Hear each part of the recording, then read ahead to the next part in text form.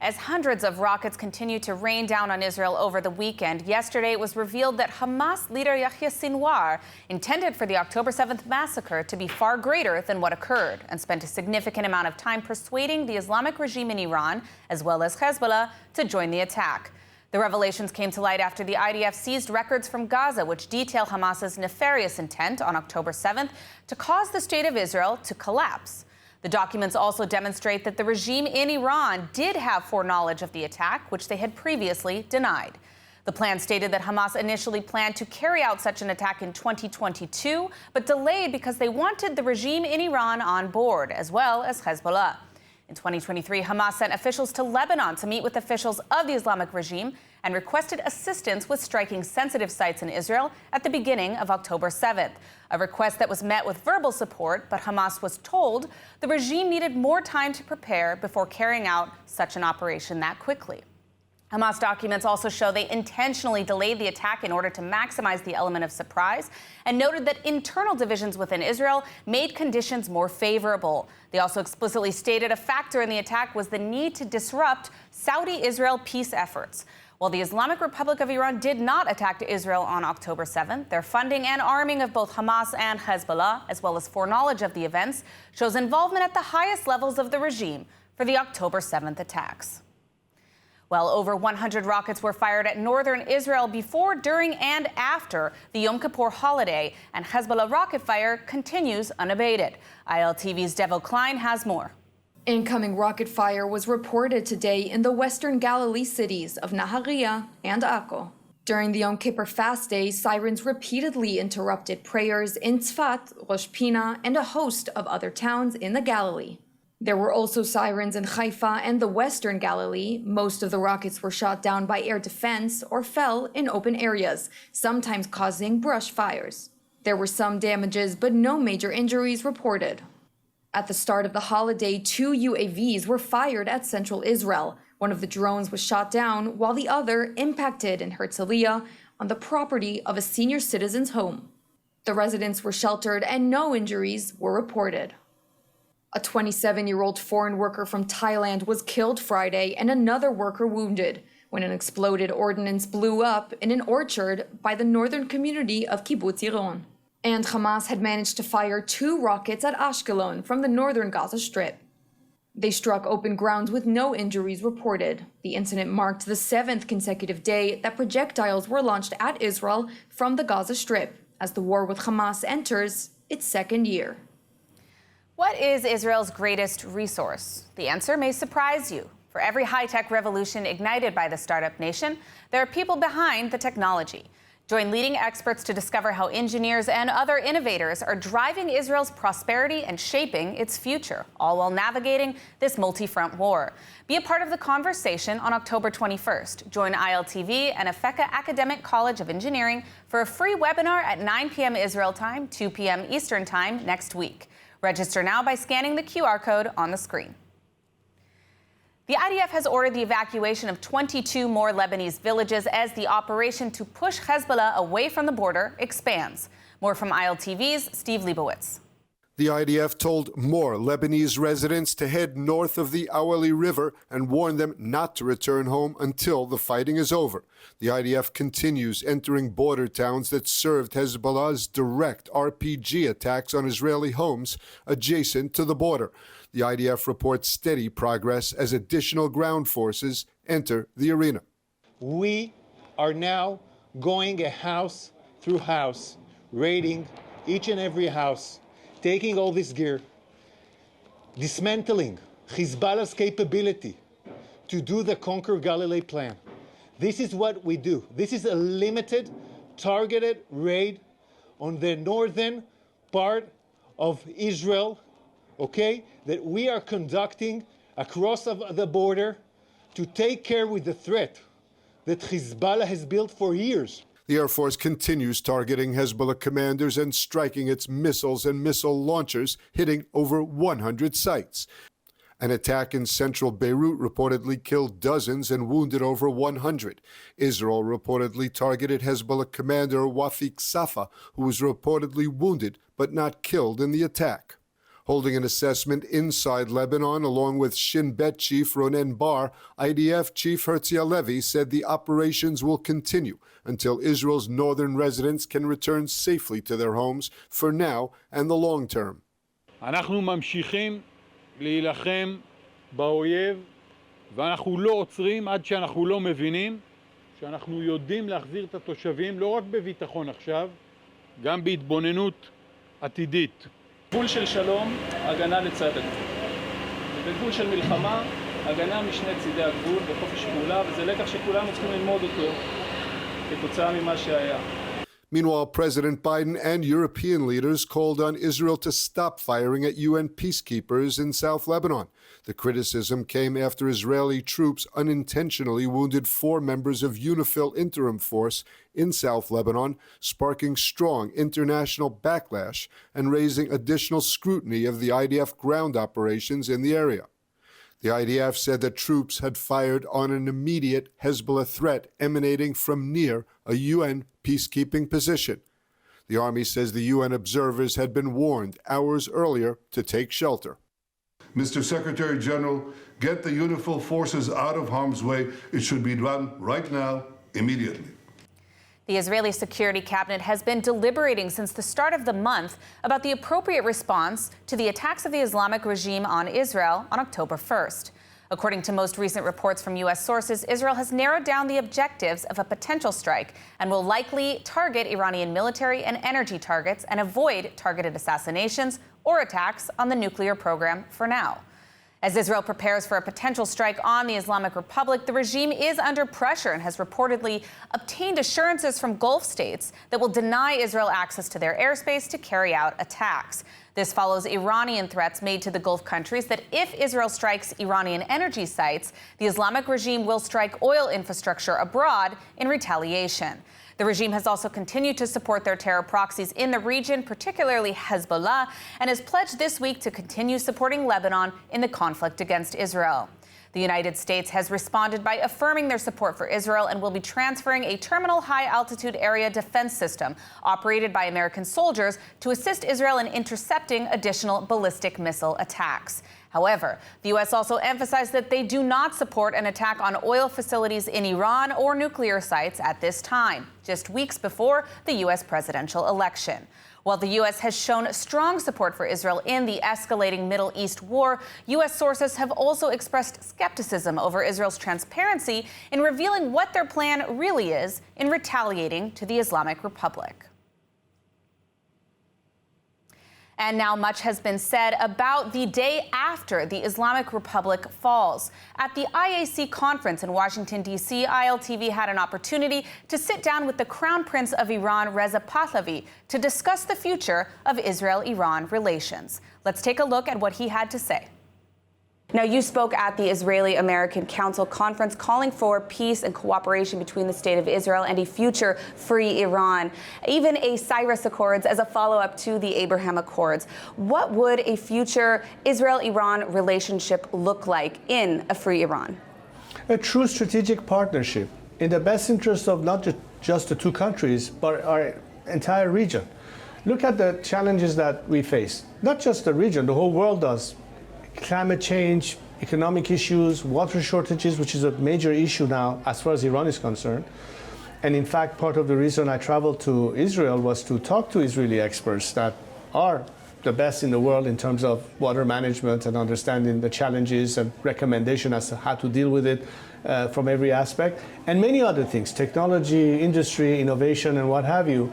I think the whole region will benefit from it, but first and foremost, it's an element of stability. And if the Middle East has always been challenged by these conflicts that we've had, I think it's important to show and demonstrate that two critical countries in that region can work with one another. It was in the same spirit that when my father was very much helpful to President Sadat, when at the time he established a relationship with Golda Meir, and it led to an Egyptian-Israeli peace agreement. It means that in the right climate, you can achieve peace. And again, in the same spirit, how could you possibly have stability and peace in a region that you have one element and a terrorist regime that is constantly fomenting conflict? So a different Iran with the right partners will be able to not only set the stage for the kind of climate that is conducive to not only peace and something that everybody wants, but all the opportunities behind it. Economic development, interaction, it's good, it's profitable for everyone. I think that's an approach that will have many supporters, from Saudi Arabia to Egypt to Israel to Syria to all the countries that currently are stuck with the status quo. Now, you've spoken quite a bit about maximum pressure on the regime and maximum support for the Iranian people, as you alluded to in the previous question. I'm wondering what that actually looks like in terms of policy. What can the West actually do to have policies that will support the people and promote regime change? The most important thing, considering not the desired outcome, as we've seen either in Afghanistan or Iraq, is to understand that change in Iran is not going to be tantamount to another failed state. Because the Iranian people are ready for that change, and have demonstrated their capability if given the chance. That's the whole premise of our argument, that Iranians are ready for change. That if we have a scenario whereby we can guarantee the maximum defections of elements stuck with the regime that don't believe in this regime any longer, and they want to be part of the solution, that's the best way to guarantee a smooth transition without having, at the end of the day, post-regime, a situation of anarchy and disorder. So it's a controlled implosion with an actual game plan, with a transfer of authority and transitional governance, which is part of my campaign and what I'm trying to explain. So we can get to a point that Iranians can finally say, now it's up to us to decide for ourselves. We have a mechanism, we have a process, and we have, beyond the obvious liberty, freedom, democracy, and what have you, but a roadmap to recovery, that the country has the opportunity to now bring in foreign investment, address the issue of employment, job creation, everything that economically makes sense to the average person on the streets, because the rest is all motherhood and apple pie. But how do you actually translate it to something that is beneficial, not only for Iranians, but for those who will benefit from it? So it's a win-win scenario. That makes much more sense than hoping that this regime, with its corrupt mafia in charge, continuing its proxy wars, is going to offer any better solution than it had in the past 40 years. There has to be that change of paradigm. Do you want to transform your love for Israel into a meaningful action? ILTV is proud to partner with Blessed by Israel, a company that brings you extraordinary products handcrafted by the brave pioneers of Judea and Samaria. Every purchase supports their mission and strengthens Israel's heartland. Let's take a closer look at Blessed by Israel and how you can make a difference today. Support Israel with every purchase you make from Blessed by Israel. The goods they offer from families of the biblical heartland are more than just wonderful products. They're a statement of solidarity and an investment in Israel's future. When you shop at blessedbyisrael.com, you stand against boycotts and uplift the resilient pioneers rebuilding their homeland. Make your purchase count today. Visit blessedbyisrael.com. Shop now and become part of strengthening Israel's roots and securing a bright future. Israel is facing a multi-front war with ground forces conducting simultaneous operations in Lebanon, Gaza, and Judea and Samaria. ILTV's Steve Leibowitz reports that the ground war in Gaza is intensifying. Day 373 of the war in Gaza, the IDF is carrying out operations against Hamas operatives throughout the Gaza Strip. In southern Gaza, an IDF soldier, Staff Sergeant Itai Fogel, 22, was killed in battle in Rafah on the southern Gaza border as the IDF eliminated a number of terrorists attacking Israeli forces. In central Gaza, the IDF troops of the 252nd Division killed Hamas operatives, targeting them with anti-tank missiles. And in northern Gaza, the IDF is expanding its ground offensive to prevent Hamas from re-establishing itself in the war-torn areas. Troops from the 162nd Division have eliminated more than 20 terror operatives in Jabalia. New evacuation orders were given to Gaza residents as the IDF enters areas where Hamas is attempting to regroup. Meanwhile, the IDF is continuing its initiated anti-terror operations in Judea and Samaria. The IDF, Shin Bet, and Border Police arrested more than 70 wanted persons, destroyed explosives, and confiscated weapons of various types, along with tens of thousands of shekels in terrorist funds. The forces focused efforts in Kalandia, Nablus, and the Jordan Valley. Since October 7th, ZAKA Search and Rescue has been at the forefront of saving lives. And one of the ZAKA volunteers who has played a critical role is Simcha Grieneman, who has been with the organization for over 30 years. He played a critical role following the October 7th attack, during which he and his team worked tirelessly to recover bodies under extremely difficult and dangerous conditions. Today, he joins us to discuss the work of ZAKA and their new Resilience and Healing Unit, which you can learn more about and support by scanning the QR code on your screen now. Now, Simcha, I want to thank you for joining us. First and foremost, you've been with ZAKA for over 30 years. You've seen a lot. What is it that's changed emotionally and psychologically over the years about the work that you're doing? On all bases, we get calls to a car accident, a train accident, or even a worse, a bus accident. Like, we know that what you're facing, you have a plan in your mind when you're leaving your house that you're going to be seeing a certain amount of bodies.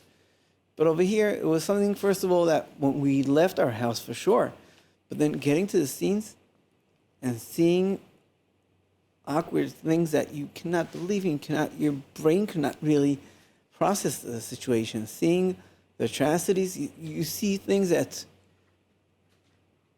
we're never in our lives will be able to cope with the situation or think about it or even live with it. So, how was your team able, I mean, on October 7th itself, how was your team able to push through this extreme psychological and even physical risk at the time when you were on the ground in southern Israel? So a lot of the volunteers, even people that are like me, like over 10, 20, 30 years, some of them weren't able.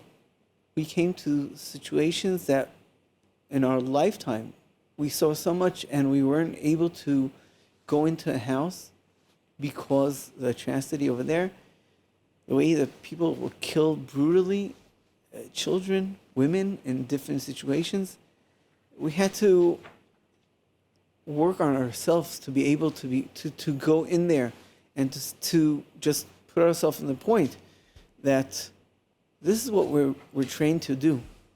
And if we don't do it, who will do it? We can't just leave the bodies laying around for days and days. Not only that, every moment, these bodies could have been taken to Gaza as hostages. We saw that. The bodies were all of a sudden gone. And it took time until we found them or we got information that they were taking in. So it was important, first, for the families. Second, for making sure that everything is done properly according to the law, the halakha, to make sure that the identification of every person that we deal with, we saw the face, we saw a tattoo, we saw a birthmark that we could say for sure this is the person, and connect whatever seam that there is to connect for the families, to bring the families the calmness to know, okay, those were the last moments, but we have where to go to pray or where to go to be with, to connect to.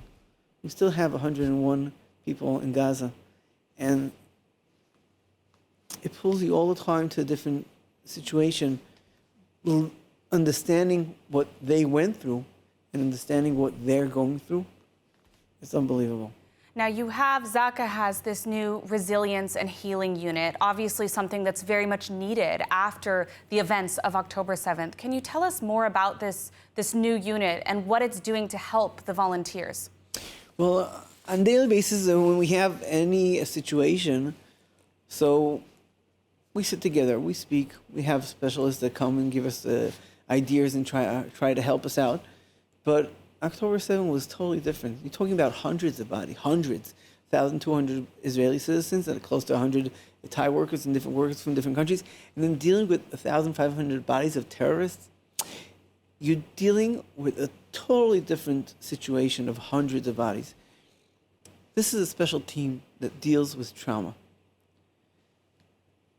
Now, we saw that the past year, the volunteers, as much as they're strong, and they know that they need to get whatever care that they get on a daily basis, but this is totally different.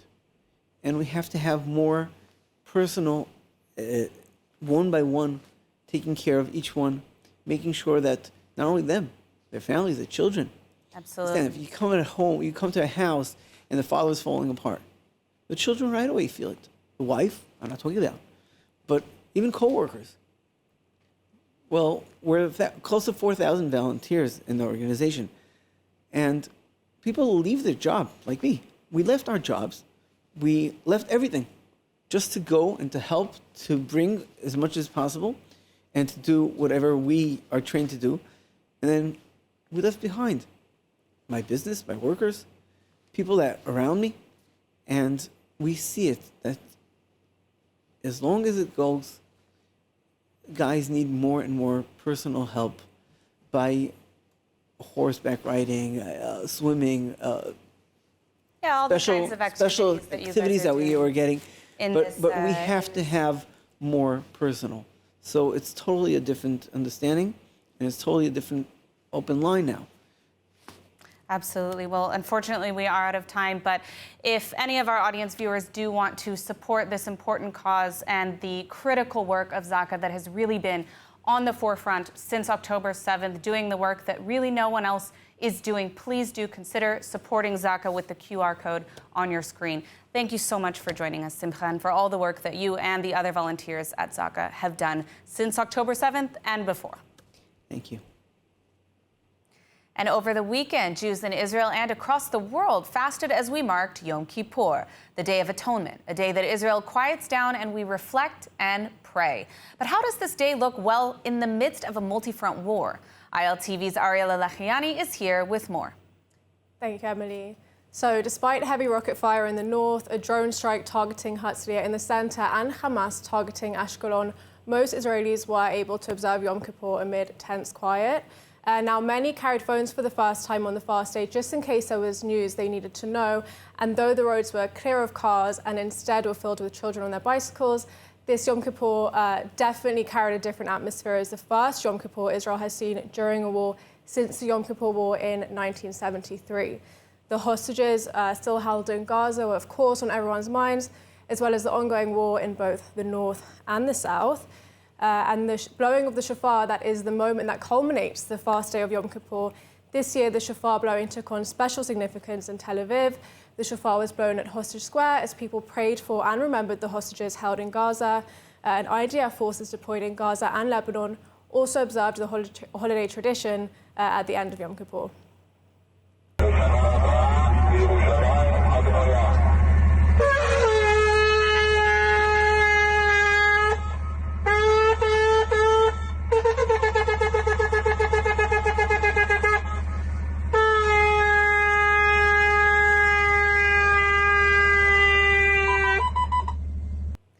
Thank you, Ariella. Thank you. Sagot Winery, where passion meets tradition.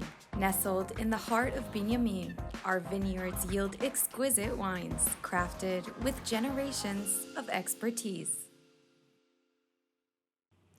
And now let's take a look at the weather forecast. Partly cloudy skies are expected around most of the country tonight, with lows of around 19 degrees Celsius or 67 degrees Fahrenheit. Then tomorrow we'll see partly cloudy skies alongside warm weather, seeing highs of about 30 degrees Celsius or 87 degrees Fahrenheit. That's a wrap for today's news. For the latest updates from Israel on all your devices, be sure to follow our ILTV channel, subscribe to our newsletter, and explore our website, iltv.tv. Stay informed with the latest news straight from the heart of Israel. I'm Emily Schrader. Be well, and thank you for watching.